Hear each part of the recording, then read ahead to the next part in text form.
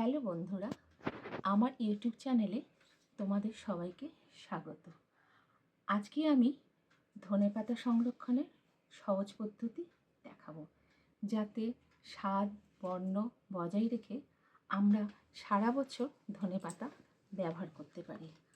আমার এখানে অনেকগুলো ধনেপাতা আমি বাজার থেকে কিনে নিয়ে এসেছি, একেবারে ফ্রেশ ধনেপাতা। প্রথমে এই ধনেপাতাগুলোকে আমায় বেছে নিতে হবে, কারণ ধনেপাতায় অনেক নোংরা থাকে। আমি দেখিয়ে দেবো।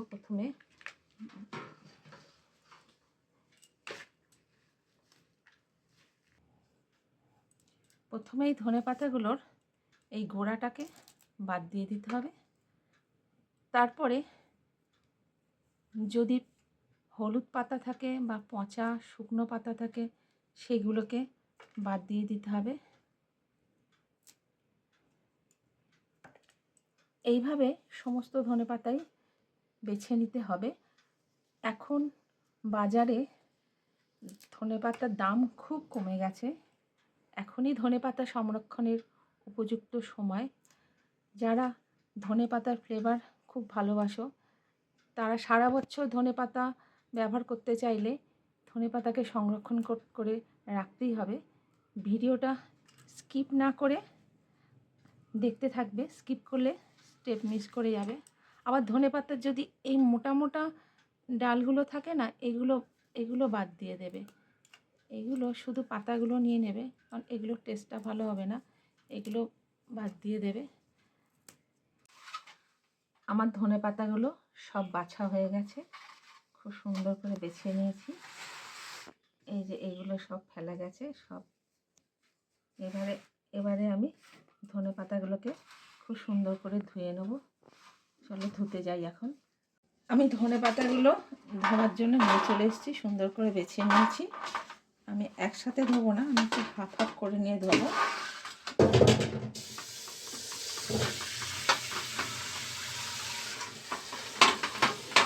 ধনেপাতায় প্রচুর কাদা আর নোংরা থাকে। আমাকে বারবার জল পাল্টে পাল্টে ধুয়ে পরিষ্কার করে নিতে হবে। পরিষ্কার করে নিয়ে তারপরে একটু শুকিয়ে নিতে হবে। আমি এগুলো 2-3 বার করে জল পাল্টে পাল্টে ধুয়ে নিয়েছি। আমি এবারে ছেঁকে তুলে নেব। আমি ধনেপাতাগুলো খুব সুন্দর করে ধুয়ে নিয়েছি।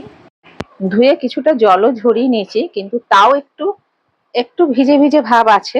ওই জন্যে আমি এগুলো একটুখানি মেলে দেবো, হাত তলায় মেলে দেবো, যাতে ধনেপাতার গায়ে যে জল ভাবটা রয়েছে সেটাও শুকিয়ে যায়। হ্যাঁ, আমি সুতির কাপড় মেলে দিয়েছি, এর উপর আমি ধনেপাতাগুলো ছড়িয়ে দেবো। এখনও ধনেপাতার গায়ে অনেক জল রয়েছে। এই জলগুলো শুকনো হয়ে গেলে তারপর আমি পরবর্তী স্টেপ শুরু করব। ততক্ষণ এগুলো শুকনো হোক, আমি পেতে দিলাম। ধনেপাতার গায়ে যে জলগুলো ছিল খুব সুন্দর শুকিয়ে গেছে। আমি এবার এগুলো সব তুলে নেব। আমি ধনেপাতাগুলো সব তুলে নিয়েছি। এবারে পরবর্তী স্টেপগুলো দেখাবো। চলো, আমি ধনেপাতাগুলো এখানে নিয়ে চলে এসেছি। আমি 2 রকম পদ্ধতিতে ধনেপাতা সংরক্ষণ করব। সেই জন্যই ধনেপাতাগুলোকে আমি একটু হাফ করে নিচ্ছি। কিছুটা পেস্ট করে এটা সংরক্ষণ করব, আর এটা কুচি করে সংরক্ষণ করব। প্রথমে এইগুলোকে আমি নিয়ে নিচ্ছি।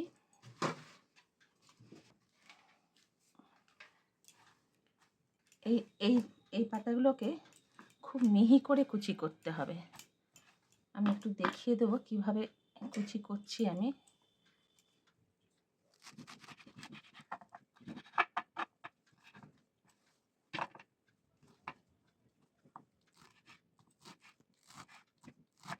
আমার এগুলো কাটা হয়ে গেছে। এরকম মিহি করে কাটতে হবে। এবারে আমি এগুলোকে আইস ট্রের মধ্যে ভরে দেবো, আইস কিউব বানাবার জন্য। এই পাতাগুলোকে দিয়ে দেখাচ্ছি কিভাবে করব। এর মধ্যে চিপে চিপে ঢুকিয়ে দেবো, অল্প অল্প করে ঢুকিয়ে দেবো। আমার ওই ধনেপাতা কুচিগুলো আমি আইস টিভির এর মধ্যে সবগুলো একটু চিপে চিপে চিপে চিপে ভরে নিয়েছি। এই এই দুটোর মধ্যে আমি ভরে নিয়েছি। এইবারে এর মধ্যে, এটা জল, তেল নয়, এটা জল। হ্যাঁ, এই জলটা আমি এর মধ্যে অল্প অল্প করে দিয়ে দেবো। এইটা জল না দিলে এগুলো আইস হবে না। হ্যাঁ, এই পাতা শুদ্ধ, এই জল শুদ্ধ পাতা শুদ্ধ এটা আইস কিউব হয়ে যাবে। এইভাবে আমি সব দিয়ে দেবো, দিয়ে ডিপ ফ্রিজে রেখে দেবো। এগুলো সব জল দিয়ে ভর্তি করে দিতে হবে, ভর্তি করে ডিপ ফ্রিজে ঢুকিয়ে দেবো।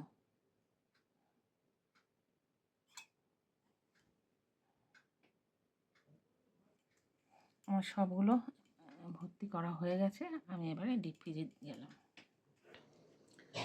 আমি এগুলো এবারে ডিপ ফ্রিজের মধ্যে রেখে দেবো। 5 ঘন্টা পরে আমি আবার এগুলোকে বের করব। এখন থাক এগুলো ডিপ ফ্রিজে।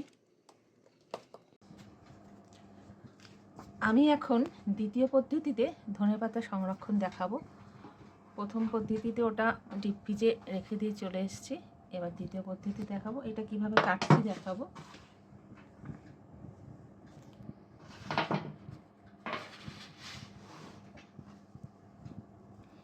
এটা আর অত মিহি করে কাটবো না, এটা একটু বড় বড় কাটবো, কারণ এটা আমি পেস্ট বানাবো।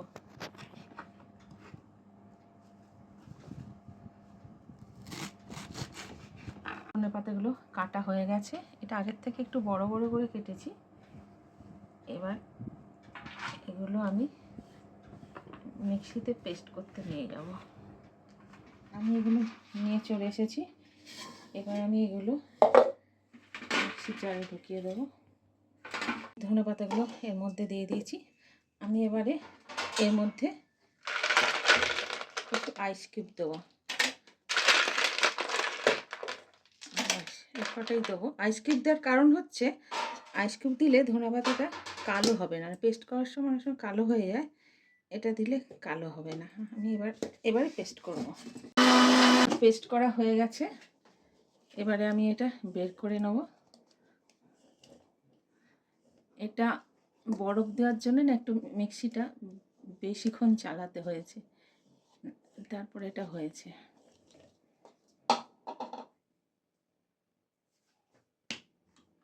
আমি এটা এবারে এর মধ্যে একটু ঢেলে নেব।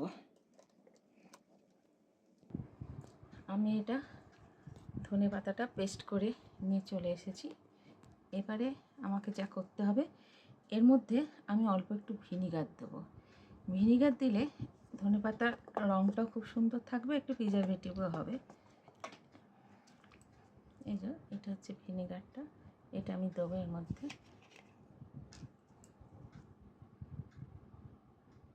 অল্প দেবো,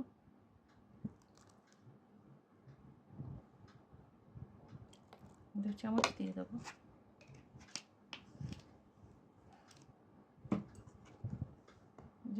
রঙটা বেশ সুন্দর হয়ে যাচ্ছে এটা। এবারে আমি এটা এই একটা আইস ট্রে নিয়ে নিয়েছি। আইস ট্রের মধ্যে আমি এটা ভরবো একটু একটু করে।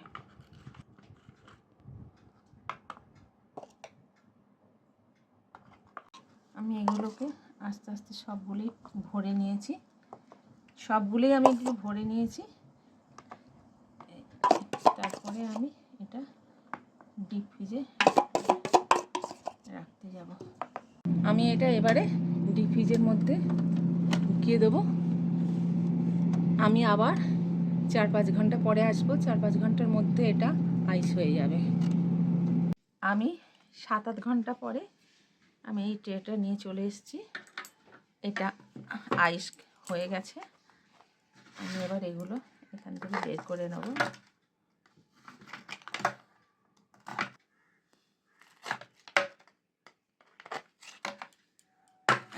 আমার এগুলো সব বার করা হয়ে গেছে। আমি এবারে এই জিপ ব্যাগ কিনে নিয়ে এসেছি। এই জিপ ব্যাগের মধ্যে আমি এগুলো ভরে দেবো।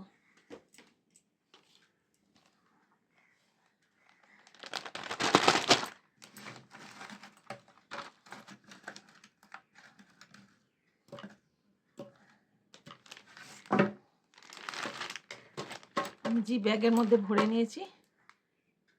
এবারে হাওয়াটা একটু বের করে নিতে হবে। আমি টেনে নিয়ে এসে আমি একটা স্ট্র নিয়ে এসেছি। এই স্ট্র দিয়ে এই হাওয়াটাকে আমি বের করে নেব।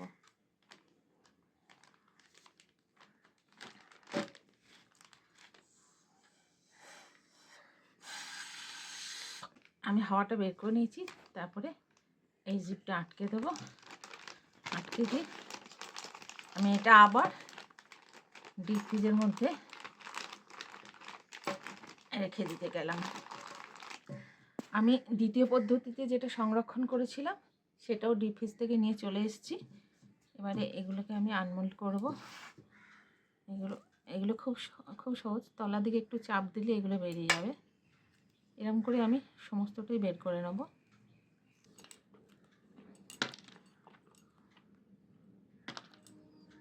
আমার সবগুলো বার করা হয়ে গেছে।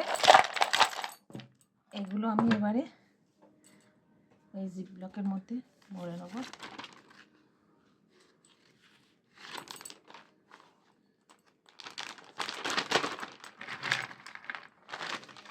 যে ধনেপাতা কুচিগুলো আমি ভরেছিলাম এগুলো তারই আইস কিউব।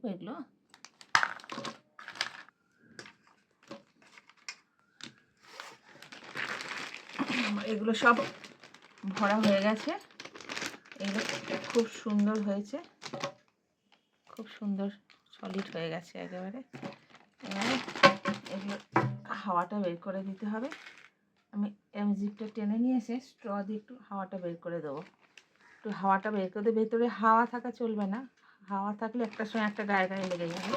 যতটা পারি বের করে দেবো। আমি হাওয়াটা বের করে নিয়েছি ভ্যাকুম করে। এবারে আটকে দিলাম। আটকে দিয়ে আমি এটা আবার ডিপ ফ্রিজের মধ্যে রেখে দেবো। পরের দিন এসে দেখাবো কীরকম আছে। ফ্রিজ থেকে নিয়ে চলে এসেছি। যে ধনেপাতা সংরক্ষণ করেছিলাম দুটো পদ্ধতিতে, আমি দুটোই নিয়ে চলে এসেছি। আমি এখন খুলে দেখাচ্ছি কীরকম রয়েছে। প্রথম পদ্ধতিতে যেটা সংরক্ষণ করেছিলাম সেটা দেখাচ্ছি। যেটা ধনেপাতা কুচি সংরক্ষণ করেছিলাম জল দিয়ে,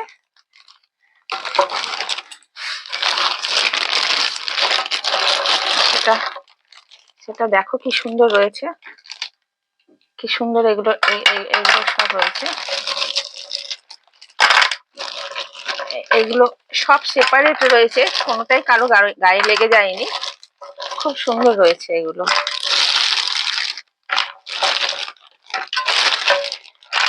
এগুলো বেশিক্ষণ বাইরে রাখা যাবে না। এগুলো যখন দরকার হবে, যতটা দরকার হবে নিয়ে করি, আবার বাকিটা আবার জিপ আটকে ডিপ ফ্রিজে রেখে দিতে হবে। আর এইগুলো একটা ট্রিক হলো এই যে এইগুলো নিয়ে সোজা কড়াইয়ের মধ্যে রান্নার উপরে দিয়ে দিতে হবে। এগুলো নর্মাল টেম্পারেচারের জন্য অপেক্ষা করতে হবে না, সোজা কড়াইয়ে দিয়ে দিতে হবে। তাহলে এর স্বাদটা ঠিক থাকবে। এর রংটাও খুব সুন্দর রয়েছে। এগুলো আবার এরকম ঢুকিয়ে দিতে হবে। ঢুকিয়ে দিয়ে আবার বেশিক্ষণ রাখলে এগুলো আবার গলে যেতে পারে। আবার এগুলোকে এরম করে হাওয়া বের করে নিয়ে সুন্দর করে রেখে দিতে হবে। আমি দ্বিতীয় পদ্ধতিতে যেটা করেছি, ধনেপাতার পেস্ট যেটা করেছি সেটা দেখাচ্ছি। সেটাও খুব সুন্দর রয়েছে। এটার মধ্যে দেখাই, এটাও দেখো এই পেস্টগুলো কি সুন্দর হয়েছে। কারোর সাথে লেগে গেলে একটু চাপ দিলে খুলে যাবে। খুব সুন্দর ধনেপাতার পেস্টগুলো রয়েছে। ধনেপাতার পেস্ট আমাদের অনেক খেতে লাগে। ধনিয়া চিকেন, ধনিয়া রাইস, ধনিয়া পনির বা ধনেপাতা চাটনি খেতে এই পেস্টগুলো লাগে। যতটা দরকার ততটা বের করে নিয়ে সোজা কড়াইয়ে দিয়ে দিতে হবে। এগুলোর জন্য নর্মাল টেম্পারেচার অপেক্ষা করতে হবে না, সোজা দিয়ে দিতে হবে। তারপরে আবার জিভ আটকে ডিপ ফ্রিজে রেখে দিতে হবে। আবার এটা এরকম করে হাওয়া বের করে সুন্দর করে এরকম করে রেখে দিতে হবে। আমার ভিডিওটা এই পর্যন্ত। যদি ভিডিওটা তোমাদের ভালো লেগে থাকে তাহলে যারা আমার নতুন বন্ধু তারা অবশ্যই সাবস্ক্রাইব করে দেবে। আর পুরনো বন্ধুরা সাথে থাকার জন্য ধন্যবাদ তাদের। আর এখন তো ধনেপাতার দাম অনেক কমে গেছে, তোমরা আজই শুরু করে দাও ধনেপাতা সংরক্ষণ করতে। ততক্ষণের জন্য বিদায় নিচ্ছি আমি, আবার দেখাবে অন্য কোনো ভিডিওতে।